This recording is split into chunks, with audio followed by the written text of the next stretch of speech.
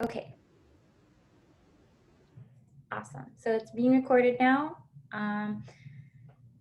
And I'll give people like maybe another minute or so. If you guys are wondering, my name is Kelly. I'm the young adult librarian for the Whittier Public Library. I work mainly at the Central Library. Let me let this person in. And I set up this program with Carlos. I heard about him from my sister who works from LA County Library. And I heard how great he was. And then I also found out that he's one of the artists. He was a former layout artist for The Simpsons and for King of the Hill, which are two of my favorite shows growing up. Probably shouldn't have been watching them, but I don't care. I identified with Bart. So, all right. I think I'll go ahead and let you get started, Carlos, just so that we get this rolling. Okay, perfect. Can everyone hear me okay? All right, I'm going to put this on gallery view on my end so I can see everyone here. Perfect. Okay, cool. I forgot if did we do this kind of photo thing at the end last week, Kelly, where we take a photo of like the screen if everyone kind of shows their artwork? Did we do something like that last week? I don't believe we did, but we could try it this time if you'd like. Yeah, and then what I could do, I've tried it a few times with some other programs where I just kind of blur out the names and then you can kind of see the artwork, but not any of the names or faces. So if that's okay with you guys, the participants, maybe we could do that at the end. If you want to share your artwork, you can kind of hold it up to the screen and then we can, and then I could take a snapshot of the whole screen, okay? All right, so we'll see how it goes if everyone wants to share what they did at the end, okay? Awesome, so welcome everyone, thank you. My name's Carlos. I run Anime Your Way, and this is one of the programs I teach under Anime Your Way, which is Comix Basics. Let me open the chat box as well. Sophia is just joining us. Welcome, Sophia. We're just getting started. So we are gonna be talking about comics and how to start coming up with characters for your comic, how to start coming up with ideas for your comics. I feel like a lot of times that's the hardest thing to do, is to come up with specific ideas and how to kind of stretch it out to find the beginning, middle, and end of that whole idea. We oftentimes get images or glimpses of a character or a cool costume for a character or some kind of, vehicle or building, but then we don't, it's kind of hard to connect it to a whole story. So that's what we're going to kind of go over today. Okay. All right. So over here I have basically a simple kind of setup. You have the main character here that you see really close up here. Can everyone see this one okay, this screen? Okay. And then what you want to do is, as a storyteller, let me drink some water here, sorry. As a storyteller, you have your idea already laid out in your head. So your job is to kind of lay it out on paper and kind of guide the audience as to where your story is going to go next. So they have to figure out where it's going, but you're kind of leading them because you already know how it goes and how it ends, right? So you have your main character, and I'm just trying to set up some kind of motivation or some kind of action that makes the story begin.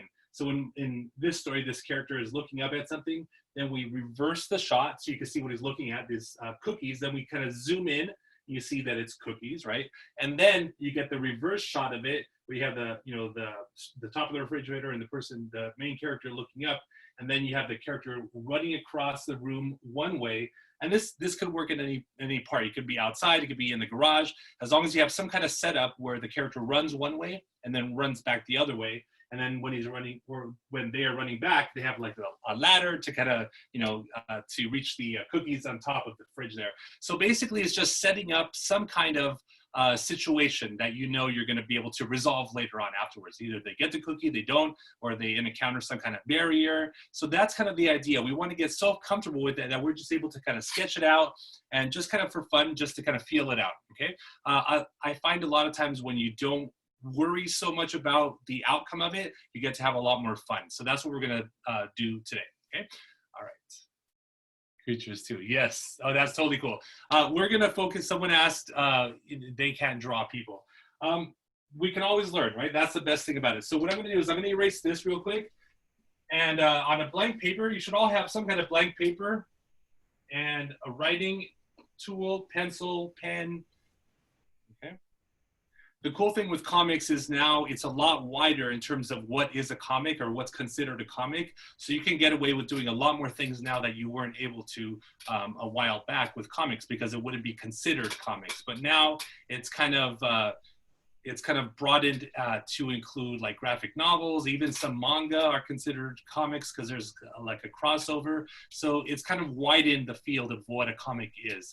If anyone's familiar with Webtoons, that's even kind of progressed it a little bit further. So it's like comics for a digital platform. We just like literally scroll downward instead of sideways, right? Do you have a question? Kelly, do you have a question? Or were you going to say something? I thought it was cool that you mentioned something like I wrote down the name Webtoons. I'll write it in the chat for people if they want to look it up. But yeah, I thought that was cool. Sorry, I didn't mean to interrupt. No, it's totally fine. No, I like that. Yeah, because I don't know if I'm kind of on track on what I'm talking about, so it's always good to get some feedback too, you know. But yeah, so websites like Webtoons, basically you can set it once you have your comic done or your story done, your visual story. Once you have it done, from beginning to end, you can upload it there, put your profile on there, and then if it starts selling or people start buying copies of it, you start making money. They'll put you in a specific category where you will start making stories and they'll start paying you for it. So a lot of people make their living basically, you know, creating comics. So the earlier you start, the better prepared you're going to be once you really kind of get into it and start making money. So that's a cool thing about comics. All right, so what we're going to do is come up with a character, one simple character. We're going to work at each of your levels, each of your drawing levels. So wherever you are at your level of drawing, be comfortable with that, have fun with it, and create some kind of character, even if it's a stick figure, right? Give it some personality, maybe a tie, and then it's a detective. Stick figure detective, right? And then a briefcase, right? So something like that, right? So you can create what you want, give it some personality, right? Give it something that is kind of interesting to you, right? Whether it be this character is an artist, this character is a singer, this character is an astronaut, whatever that is. Could be a blob from outer space.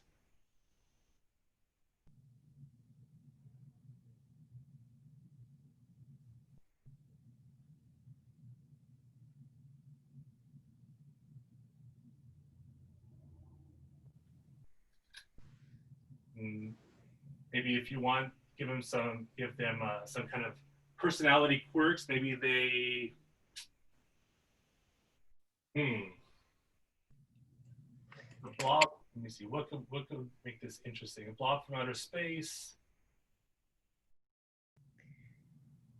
Somebody called that Ditto from Pokemon. Oh, is that similar to another character? Yeah, it looks like it. That's funny. Thanks, Sophia. That's cool. So maybe going through the atmosphere, into Earth, transform this character so they look maybe scary looking, right? Like turn them into some crazy looking stone thing. Maybe turn it like, you know, burn the outside or something. So when it lands on Earth, everyone thinks it's like scary, but it's trying to be like happy, right? Something like that. So it's somehow transformed. Now people see this transformation instead of what the blob really looks like, right? So that could be some kind of idea for your story, right? And we're going to get into the idea of metaphors and how you can work a metaphor into your story and how you can make that really powerful. But better than the real Ditto. Oh, thank you. Appreciate it. Once you have the front view of your character,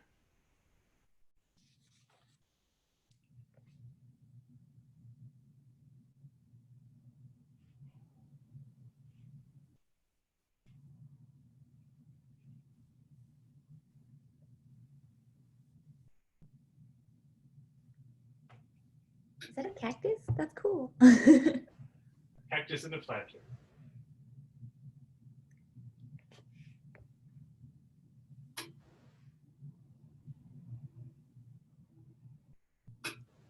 So really, it could be anything then. Anything, yeah. So then doing this cactus made me think about something that's very opposite of the cactus. So that's kind of an idea, right? You start off with the previous idea of the blob that gets transformed into something that's opposite of what that character is, right? So another thing you could do is have a second character that is opposite. So what about if I did maybe a balloon and for some reason, this cactus is kind of holding this balloon. And now they become maybe a friend story. right? Stuff like that. So you get to kind of just create certain kinds of things that might be interesting, right? So this is Bob, the cactus, and I don't know, maybe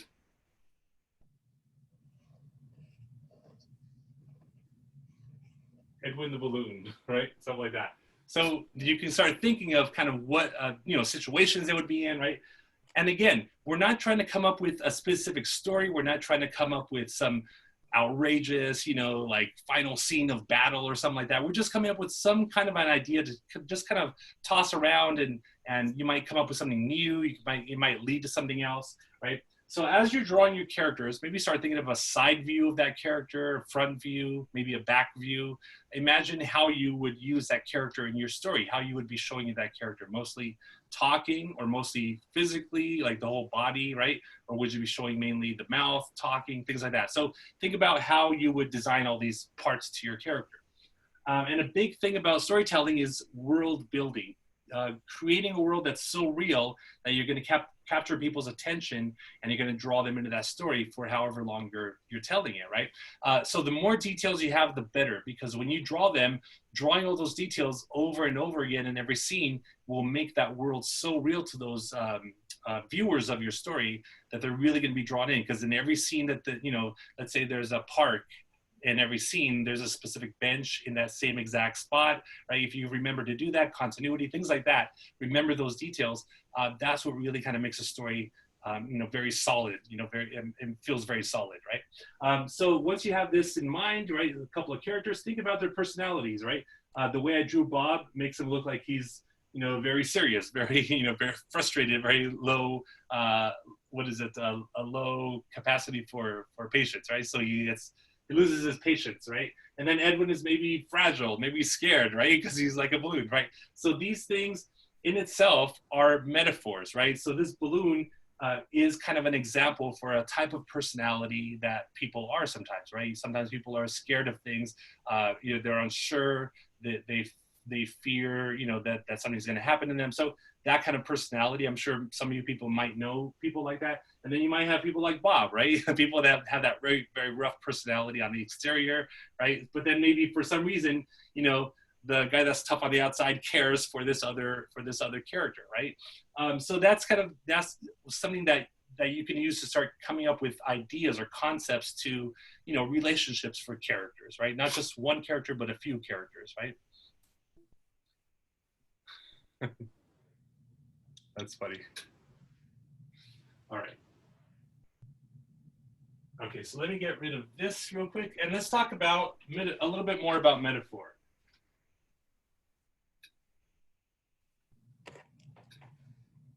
So if anyone has any, let me write this down, a real world issue. Who knows what that is? A real world issue. Any ideas?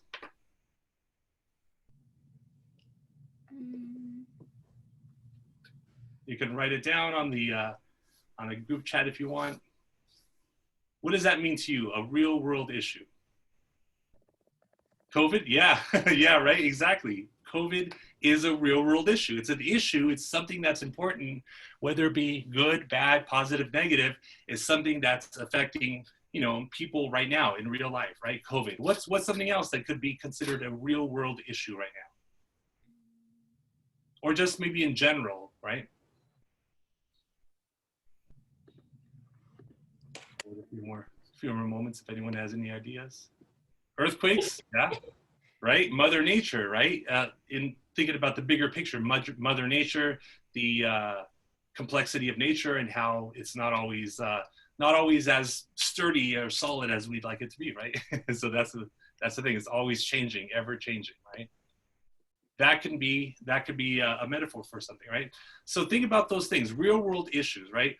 There's another one called immigration. I'm sure many of you have heard of immigration. It's the idea of one person going from one place and moving to a new place and living in a new place, and all the things that come with that, which are, learning a new language, learning different types of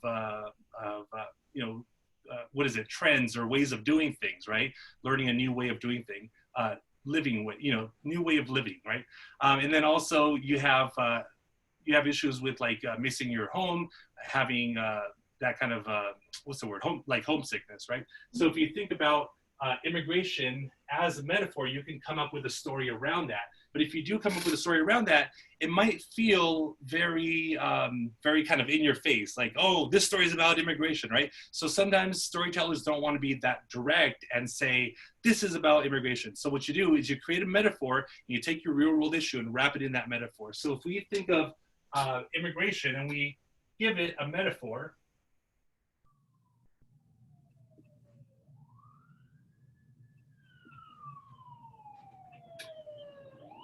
the idea of traveling, the idea of going from one place to another. So if we think about a lot of times people from other countries are called illegal aliens. So if you think about the word alien, you can see it's been used many, many times for movies and stories and comics, right? And the most popular alien that we probably all know and love is Superman, right? So if you think of Superman as a metaphor for immigration, you can start seeing how you can create a character and give them that metaphor in how they are, where they come from, what they do for a living. All those things are representative of that metaphor that you are giving to the audience, basically, right? So it almost like it creates a second story within the main story for the people that are kind of reading between the lines, right? So let's break it down a little bit. So we have immigration, right? Someone that travels, then we call that an alien, right? We consider the alien, right, as a metaphor for the alien in the story here, right? And then what they do when they come here, they crash land and they're adopted. So basically, they start living with the family. They grow up and they work maybe a job, and then they have their real life on the side, right? Where they have to kind of separate their real life from their job life, or telling people who they are, so that kind of secret identity, right? And his strengths are these superpowers that he gets from his, from his lineage, from his home, right? So basically, it's the idea of his ancestry, right? Where he comes from. So you think of his superpowers. And another character that uses that is, I think, Black Panther uses that as well, right? He has his superpowers are kind of like his ancestral kind of spiritual nature that comes through, right? Superpowers are ancestry from his home planet, right? And then what is his, what is it? What's the word? His, his weakness, sorry about that. Weakness. What is his weakness?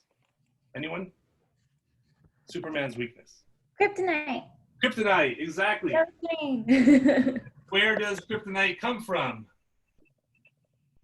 His planet Krypton. Yeah. So you can see how the thing that hurts him, his weakness, his the thing that his weapon that is used against him is a reminder of his home, right? So all these things put together create a second story that, if you kind of pay attention to all these little interesting things about the story, and the reason why they use the word alien, the reason, why they had, I just realized a story I made has an accidental metaphor in it. Yeah, perfect.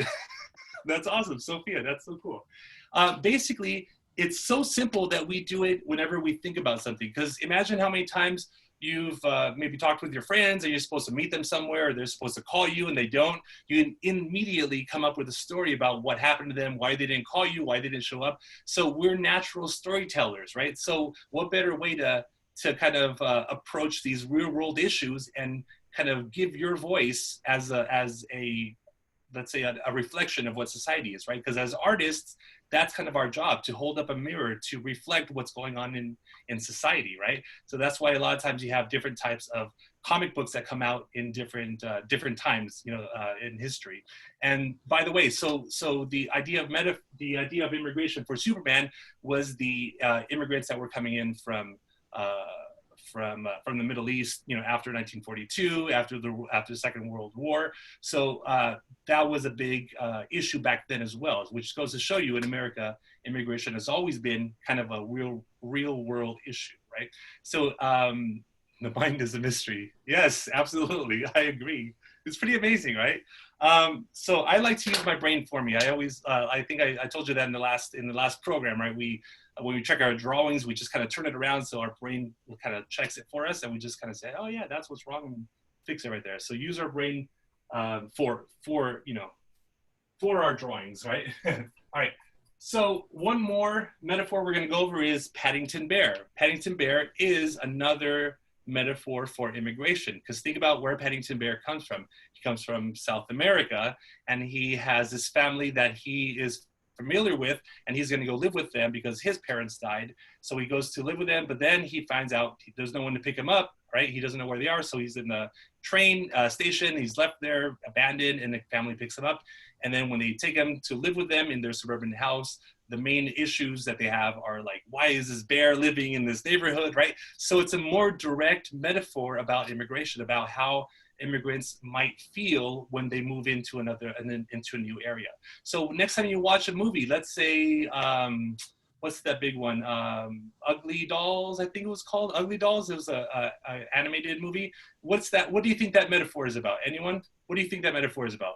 You can unmute yourself if you want, Layla. I think it means you, no matter how you look, it's always great to be you. Yeah, exactly. That is an idea that you can wrap a whole story around and make it into that, right? Another good story that does that, it's kind of the same message, which is you are perfect the way you are, is The Wizard of Oz, right? Because if you think of all the story that they went through, everything that they went through, all the drama, all the bad, all the good stuff, at the very end, they were all seeking something. And what did the wizard tell them? The wizard told them at the very end, the main message was, you've already had it in you, you just need to bring it out of you, right? So that's the secret message that's in The Wizard of Oz. So again, metaphor, you can use a symbol for a metaphor. Let's say like the flower in Beauty and the Beast. What could that be a metaphor for? Anyone? This is a little bit more complex. Think about that flower that's losing a petal in Beauty and the Beast. Yes, Layla. I think it means about life. About life? Yeah, something about life, and maybe how it continues to get shorter and shorter, almost like a countdown, right? Something like that, right? Yes, again, Layla. Do you have something to add to that, Layla? Okay. Yeah, so basically, yeah, so that is the fear of the prince that is losing time before he finds someone to fall in love with him. So it's his fear. So that flower, a lot of people think it's love or something like that. It's actually the fear of the main character, which is the Beast, his fear of staying that way forever and never finding love, right? So that's kind of like the real symbol of that, right?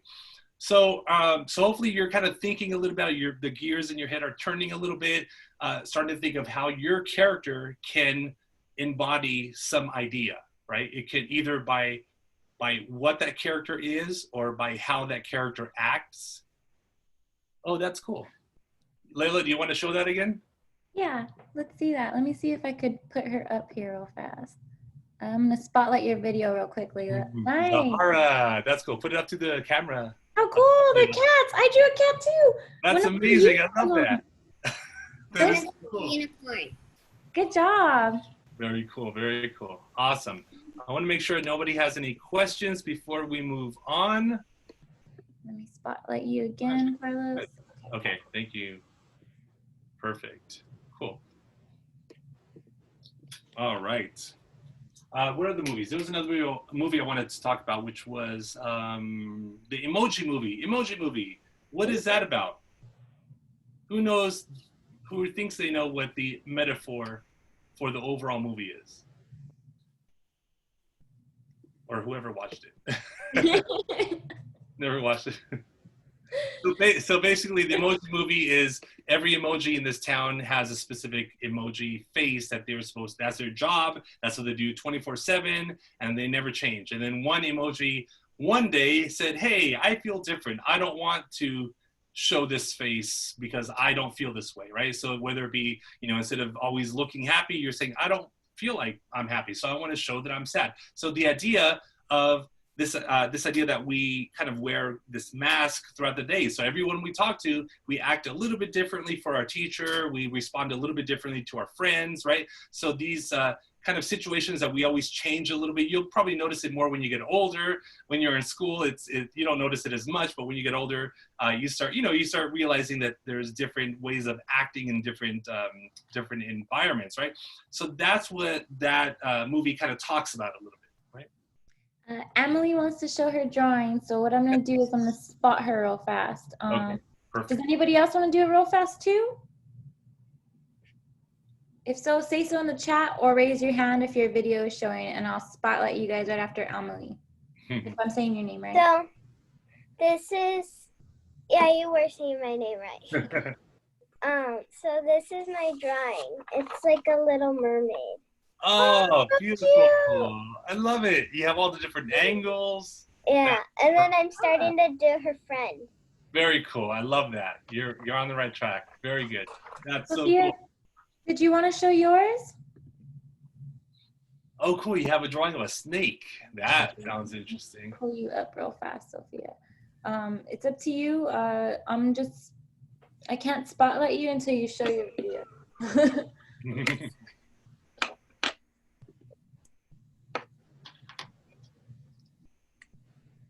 Okay, I think you showed it now. Let me find you. There you are. Let me go ahead and spotlight you real fast.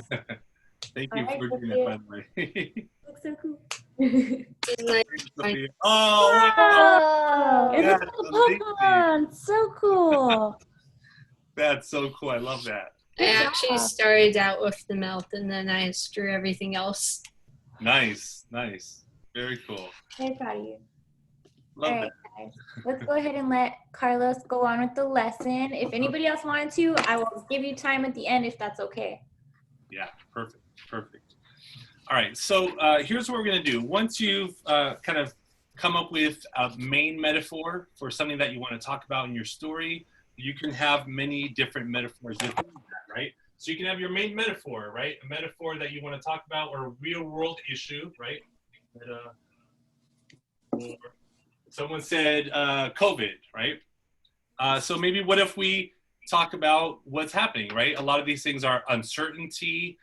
Sometimes people are fearful, right? A lot of times maybe it's about information or knowing or learning something, right? So maybe, and then maybe something visual or something that you see every day, right? Which is probably masks, right? You see people wearing masks. You see people, you might have people that have signs on the crosswalks. I know over here in Los Angeles, we have these signs that say don't touch anything, right, on the crosswalks. So you might have all these things that play together. So you might have maybe some, I don't know, some futuristic story where an astronaut lands on some planet and they take off the mask there and they see like all these aliens wearing like these masks, right, things like that. So he's like, he's in another kind of galaxy. Maybe he doesn't take off his helmet. Maybe he keeps it on, but he sees like this society, right, some other society that is now kind of like, you know, I don't know, something's happening, there's, you know, destruction or something, or who knows, maybe it's like a beautiful planet and then there's like one area that has like this virus in there or something like that. So, and then we could talk about these real world issues, about these things about not knowing, about being insecure about what the future holds, right? And the idea of health, how healthy someone is and how to, you know, how to stay healthy, right, in this type of environment, right? So all these things are perfect ideas to work with to create a story that will remind people of what's happening now, because it's not going to be, like I said, it's not going to be in your face, but through your story, you know, they might say, oh, why is that character wearing a mask, the kind of mask that we wear right now? Or why is that character talking about wash your hands and sterilize your hands or something like that, right? So you can always remind people in modern times about things that are going on in modern times through your story, right? So that's kind of the fun part about creating these kinds of stories and these worlds, is you can make them as referential. You can refer to real life. You can refer to jokes in real life. You can refer to movies. You can refer to stories. So that's the cool thing about creating what you want to create as a storyteller, right? All right, so let's talk about what we're going to do with the panels. So you have an 8.5 by 11 page, and a good way to start out, just to get familiar with kind of how to break up the paper, is if you want, maybe download some actual examples of comic book pages from the web. You can always kind of print them out. If you're not selling them or using them, it's totally fine to print up, right? And then also because you're learning, right? So you're kind of using them to learn. Another thing is, if you have any comic books, go to the page that you like the panels of and just put a tracing paper over it, or regular paper. You can usually see it, and then mark it out and then trace it, and just use that pattern to start off with, right? If you want to try it out on your own, a good way to start would be just to remember that comics and graphic novels are a little bit thinner than regular books. So what you might want to do is set up like a border on this side of your paper, and just with a ruler, draw a line and maybe a little bit at the top. So it's a little bit of a square, a rectangle within the paper, right? And then from here, what I like to do is, when I'm first starting out, find the middle, either by folding it in half or by making an X really lightly from corner to corner. And then that middle line, that's the middle right there, in the middle of the X. So now you have two panels that you can work with, right? If you continue to make an X in here, you can get half of a panel here, right there. Of course, you want to use your ruler and get really precise measurements. And again, make another X from this corner down here, from that corner down to there. And then once you have this, you can start, erasing some of these lines. You don't always need them.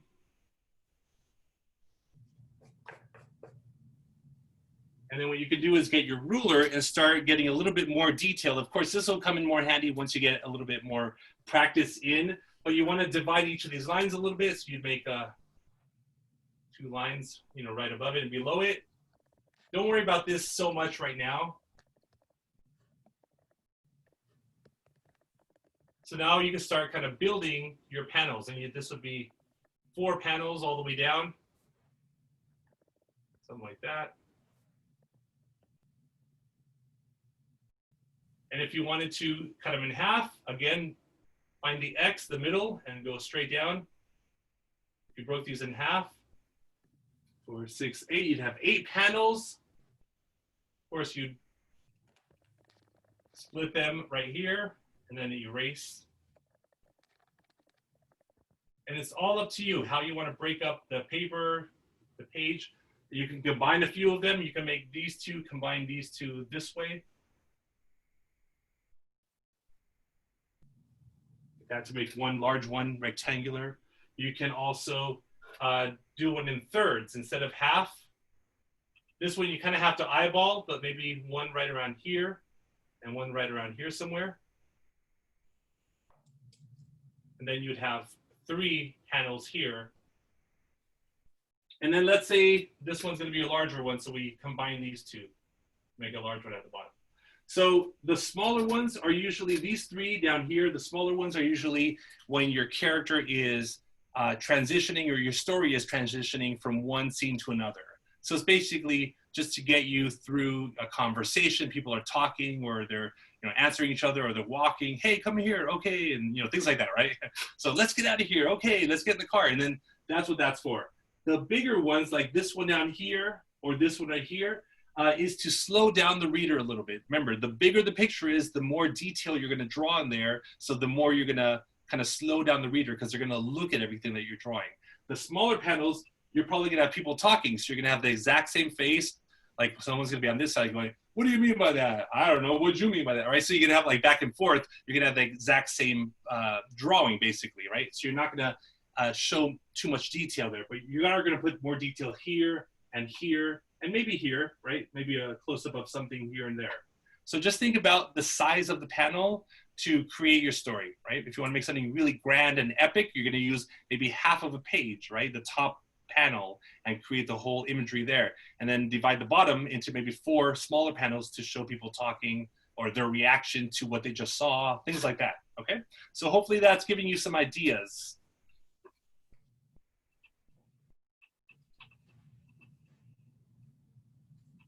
All right, so if you have a if you're starting your story with, you know, once upon a time there was a snake, like Sophia drew. Sophia, what's the name of your snake? Or do you have one? She put, I don't know. Oh, okay. I'm gonna call it. Oh man, this is so hard. Scaly. I'm gonna call it Scaly. Scaly the snake. How about that? And you're gonna introduce. Let's say you're just gonna introduce Scaly the snake, right? So the first panel is might be just. I don't know exactly how you drew Scaly, but I'm gonna see if I can remember how you did it. Something like this, maybe. I believe Scaly now has a first name. His name is Jeff Scaly. Oh, Jeff. Okay.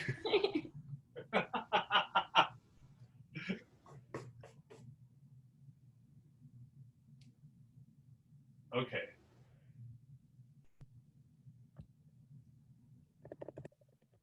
Is he a rattlesnake? I'm gonna give him some rattle on the back right there. All right. So what I'm gonna do is I'm gonna maybe narrate the beginning to kind of introduce the character. So if I'm gonna introduce the character, I might draw a box inside of the panel, and then in here write, you know, Justin. Is it Justin again? Oh, Jeff. Jeff. Should he have maybe a middle name? Jeff R. Scaly, the snake, loved to rattle.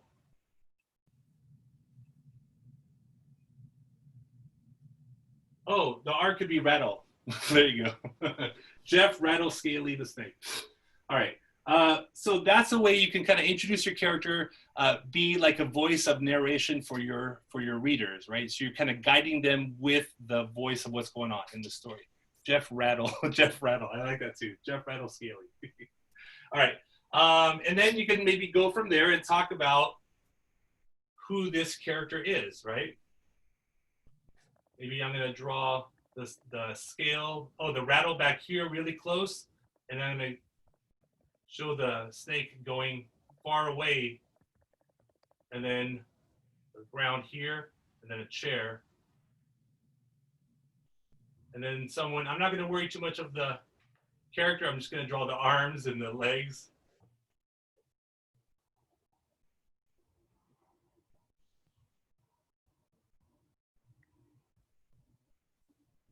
And then I might maybe draw it up here on the side, maybe down here, another narration. He loved to scare people that are relaxing or something like that, right? Sitting in chairs, right? So again, I'm just coming up with something that kind of moves my story further and gives you an idea of who this character is, right? And then maybe my character can go, boo, and then the rattle is kind of like rattling here. Wow. And like the sound effects, you can make them kind of like little bubbles there. You can actually work them into the actual comic book, make them part of it. They can go behind furniture. There are many times when you might have a sound effect like someone breaking a door or breaking a wall, and you have like all the things flying over, and then the word is like between all the bricks that are flying. So you can make it as complicated as you want. And again, the idea is to have so much fun with it that you try new things and say, ooh, what would this look like? What would that look like? Because if it's fun to you, it's going to be way more fun for people to read it. And kind of see what you've had in your mind for that long. Because doing one of these stories and creating a comic book does take a long time, because you have to come up with the idea. You have to kind of go over it a few times. You have to let your brain, like I said before, let your brain work for you. You have to let your brain kind of go over these ideas, and then it'll kind of mix them around, and you know, when you're sleeping and stuff like that, when you're not thinking about it. And then someday you'll be like, oh, what if this character had this? Or what if this character did this? And it'll solve, you know, a major plot point, right? So the brain is really amazing. So let it work for you, right? So again, we just have this kind of personality. You know that this character is maybe mischievous, right? Because they like to scare people, right?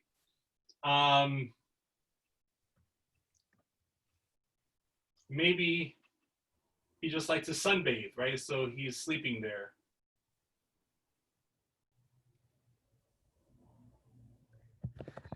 And that's why he likes to scare people, so they'll go away and he can sleep in peace, right?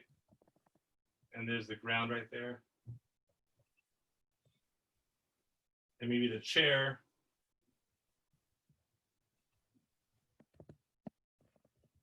On its side.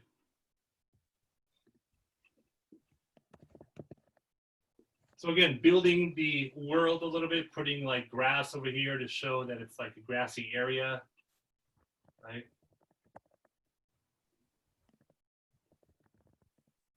And I'm going to put over here, maybe this time, oh no, I'll just write down here. He loves to scare people, mostly to get some peace and quiet, right? Something. Okay. And the point, Henry, oh no, no, oh God, no, don't bite me. Jeff, I warned you once, Henry. See, that's perfect. That is amazing. I love it.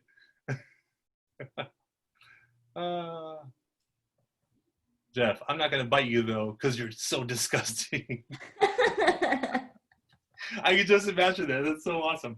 Yeah, so that's the idea, having fun with it, because you know what? If the story goes off into a point where you're not sure you like it anymore, you can always come back to the drawing board, right? That's what they mean by basically coming back to the drawing board. If it gets to the point where you can't quite keep going with that story because it doesn't work anymore for some reason, you can always come back and kind of go a different direction, right?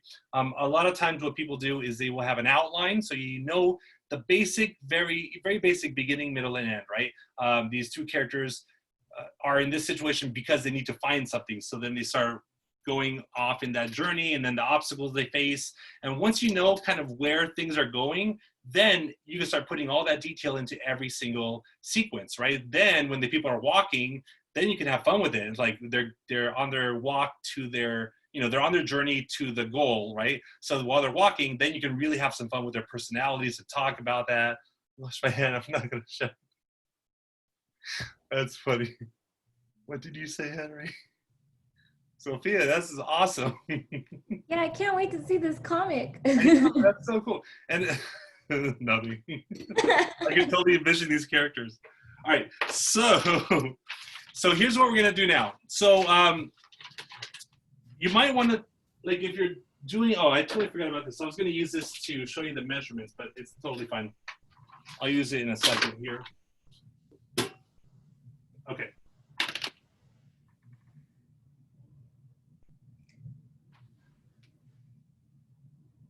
One, and then two, and then three. So the 3-act system is basically the simplest way to tell a story. You can have 5, you can have 8, you can have as many as you want, but the 3 is the basic idea. It's like a joke.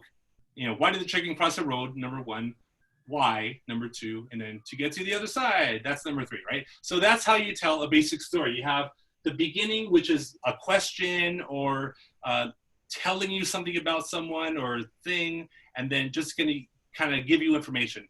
Then you start wondering about it, you start learning more about it, and then at the very end, you come up with some kind of conclusion, some kind of answer. So basically, you have the beginning, middle, and end, right? This is where you want to introduce your character.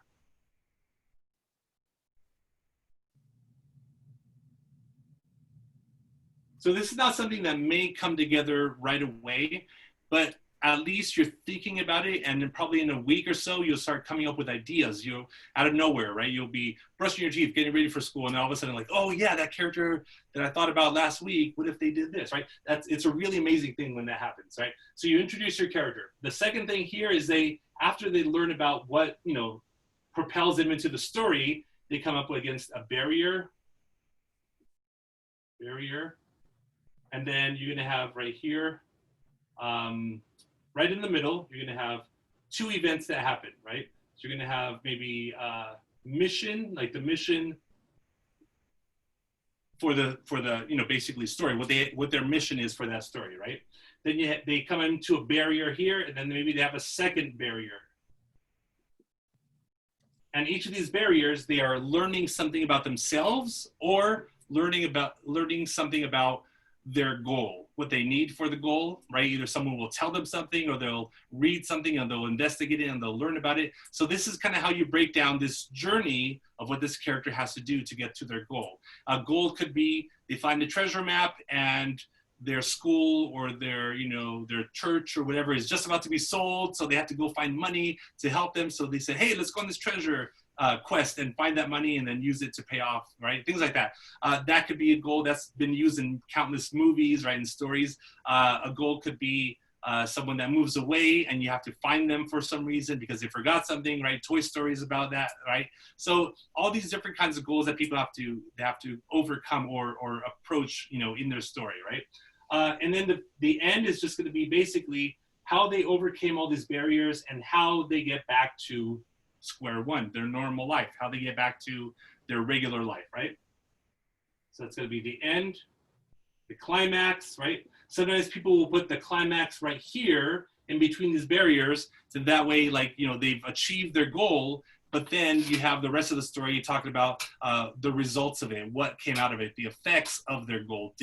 Are they happier now that they reached their goal? So there's almost like what's called an epilogue, where they start talking about the ramifications of, you know, reaching this goal of the main character. Very cool. I just want to let you guys know, one of my coworkers sent me some comic book worksheets, like how you were talking about, they could find online.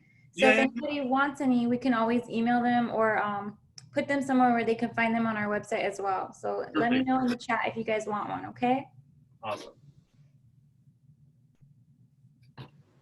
And if you're like me, you're more visual and not so much story or storytelling, I guess, intuitive with storytelling, right? So I tend to draw more rather than tell stories. So what I do is I draw out sequences, kind of like stick figures almost, but just real basic stuff, kind of like this, right? And I'll draw out just to kind of show the action of what's going on, the direction people are walking or running or pointing. And then what I'll do is I'll, you know, real quick, simple bubbles, I'll put in the dialogue and what people are talking about. And then what I'll do is I'll draw them on small, you know, 8.5 by 11 papers, and I'll fold them, and then I'll start kind of flipping across them, and I'll start kind of seeing the whole comic done, but in more of a, you know, simple terms, right? So what you want to do is you want to start doing that, and then that way you can kind of take out the paper, you can erase it, you can always adjust it whenever you want. So if you take a 8.5 by 11 paper and fold it this way lengthwise, horizontally, so it's kind of long this way, and then you fold it in half. And then you can do it again for a second paper. So you want two papers here. Sorry, this my screen thing is getting in the way. I can't see. Okay. Sophia's just going with that dialogue. I love it. All right, so you have two papers right here, right? And what we want to do is place one inside of the other. So you have one here, and you place it right in there. And then I'm gonna hold it out in front this way, right? So you can see it right here. And it's gonna be like a book. So when you can hold it and open it like a book, that's how you want it to be aligned, okay? Just like that, okay? Now, on the front of it, at the very bottom here, you're gonna write cover. At the very bottom, with the book, looks like it's closed, okay? Then you're gonna open the first page, and here you're gonna write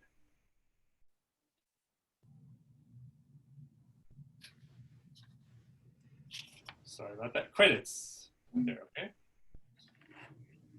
Then the next page is gonna be number 1. Okay. Then flip over the next page, keep them together. And the next one's gonna be 2, 3, 4 on the back side here, 5, and then this can be the back page here. So it's gonna be 2, 3, right there, and then close that page. 4, oops, sorry, I miswrote 4. And then 5 over here. Okay. And then the back can be the back page. You can use the back as another page for your story, or it could be a biography about you, or you could be a continuation of the front cover, and you would have the front cover and the back cover complete a whole drawing, but then when you fold it, then you have just the front, you know, the main characters on the front page. A lot of comics do that as well. If you start getting popular with your stories and you start printing them out, you can go to your local, you know, businesses and ask them if they want to provide advertisement, and then, you know, you can, they can pay you a certain amount of money to produce your comic, and then you get on the back page, you'll put their advertisement. So that works as well, right? And that's, you know, these are ways you can start. You know, the more seriously you take it, the more you start doing it earlier, the more seriously people will start taking you once you start doing that, right? Okay, so here we go. Number one, we are gonna do this part here. Introducing your character is gonna be on page 1. Then right here, this mission where they learn about the mission, that can be number 2 right there. That'll be on the next page when they learn about what they have to do or the thing that sets them off on their journey, right? Then page number 3 can be the middle right here, which is the barrier. So we're sorry about that. I'm changing these numbers now. This is gonna turn into number 3. And then right here is gonna be number 4. Is that it? Wait, 4? I think it's Ivy. Yeah. It's Ivy? Okay, thank you. Okay. And then this will be number 5. Like that. Okay. So that's how you get the 3 beginning, middle, and end. Put an event in between each of those, and then you have 5 complete parts of your story, right? And then that's how you start filling up all these 5 pages from 1 to 5. Yes. Layla, you have a question. Somebody put more text about the story that you were making behind you. Oh man. Chases Henry into a river, throws soap at him. Oh, get clean, you filthy mammal. I like that. He didn't say animal, he said mammal. I like that. But I don't want to shower, Jeff. Too bad. That's funny. All right. So, wait, I got to get back to what I'm doing. Hold on a second. So I'm having too much fun with that. Okay. All right, so now what we're going to do is think about maybe how many sentences you're going to introduce your character with, right? In this case right here, it's 1, right? I'm sorry, not 1. You have Jeff, R. Scaly the snake, love to rattle. That's 1. And then 2, 3. That's 3. 1, 2, 3. And then maybe you could do, I don't know, maybe 1 more down here. So you have a total of 4, 1, 2, 3, 4 panels, right? So if you have those 4 things, right? Snake, introduce a snake, the name of the snake, right? And then the chair, and then the snake sleeping, I'm gonna put sleeping. And then the last one, maybe,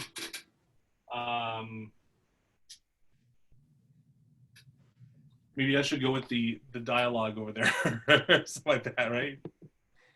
She has quite a bit. Let me Yeah, see. that's quite a bit. Throw soap. Until somebody threw a soap. The dialogue's just too perfect. Right? He's like this.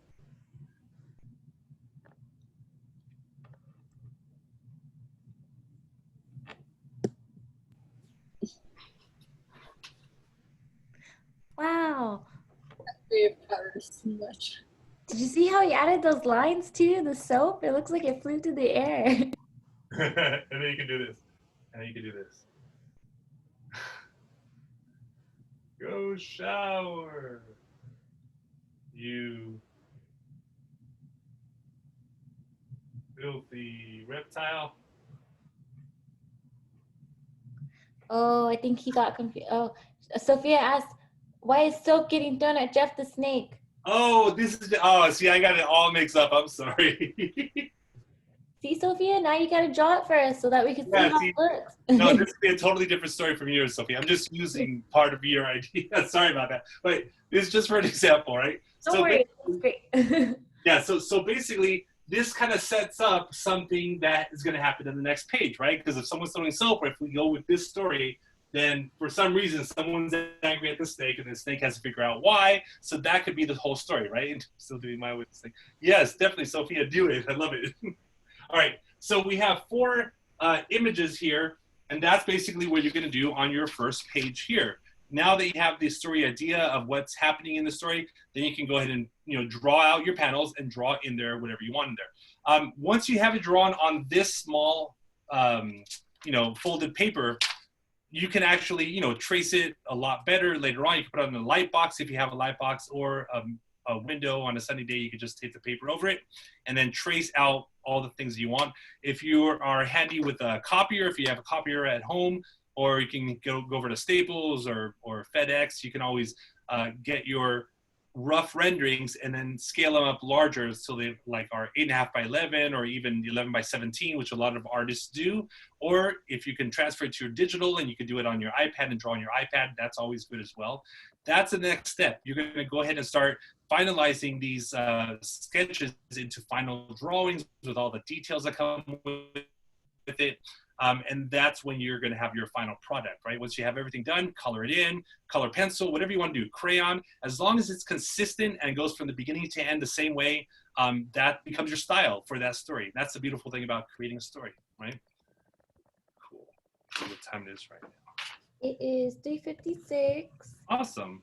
We're almost done. Does anyone have any questions? Maybe we can talk about some things, maybe if you have questions, if I didn't cover anything. I just want to let you guys know, go ahead and if you want to raise your hand or let him know you have a question. But I want to let you guys know also, I'm entering the library's YouTube into the chat box.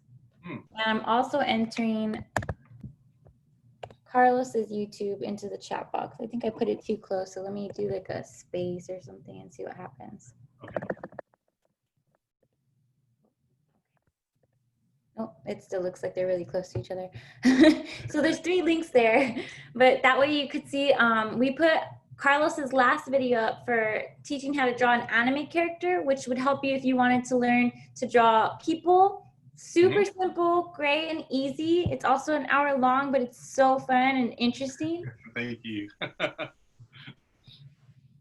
Sophia, you said, are there going to be more of these? I would like there to be more of these. Or does everybody like these kinds of programs? I mean, I loved having Carlos. I'm sorry. That's cool.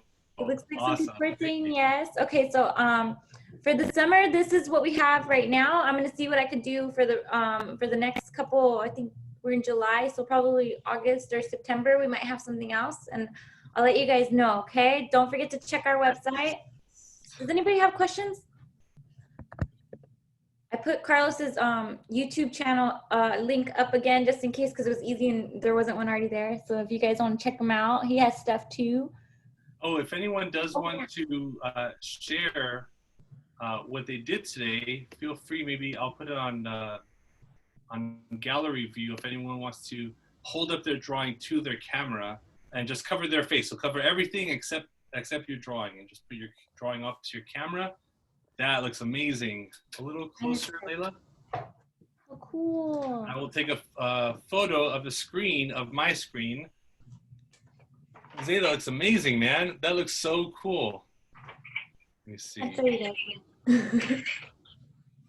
I don't have a name. The person that did the mermaids, that looks amazing. Okay. All right, so whoever wants to hold them up. I'm gonna take a photo. Here we go, and then I'll just blur out everyone else. Okay, here we go. Ready? 3, 2, and one more time. Hold on a second. One more time. Okay, here we go. 3, 2, and there we go. 3, 2, 1. Awesome. Very cool. Wow, very cool. Thank you so much. That was so much fun. You guys are awesome. Thanks for coming. Thank you. Anybody have any more questions for Carlos? Do you have any questions about the comic book stuff? Don't forget, if you guys want one of those worksheets to do your comic strip instead of having to draw it, I could send it to anyone. Okay. Yes? Okay. Layla, let me see. I'm gonna message you individually. Do you have an email? So if anybody does want to share what they did, if you want to take a better photograph than I did just now on the screen, you can take a photo of yours and upload it if you're on Instagram, and you can at Anime Your Way Official, and then it'll kind of tie it to my page, and then I can comment on it. That'd be cool too. And then if you're on TikTok, I have TikTok page, so I'm drawing characters. My last character was Afro Samurai. I did that a few days ago. That was really fun. So I try and draw characters maybe once a week and kind of show, how I do it from scratch with just 3 basic circles and different basic shapes. Yes. Person raising your hand. Oh, I'm Amelie. What is your account for TikTok? It's just Anime Your Way, like that.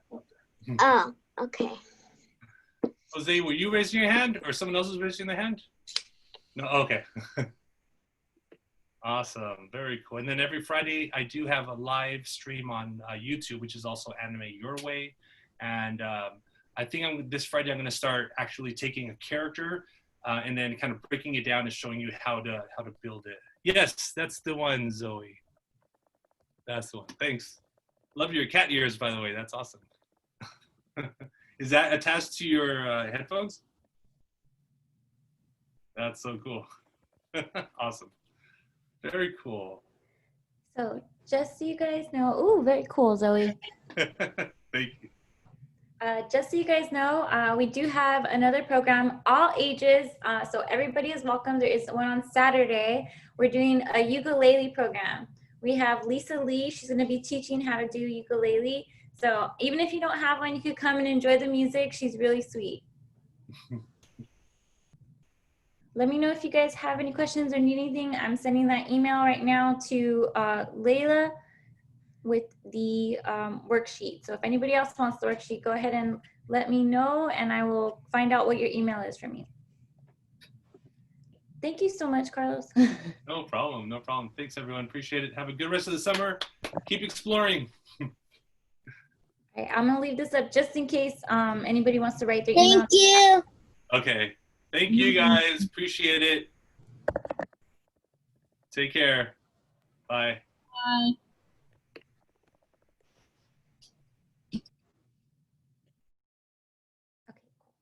All right, I'm gonna go ahead and end this meeting now, guys. Thank you so much for joining. Layla, you'll be receiving an email from me shortly.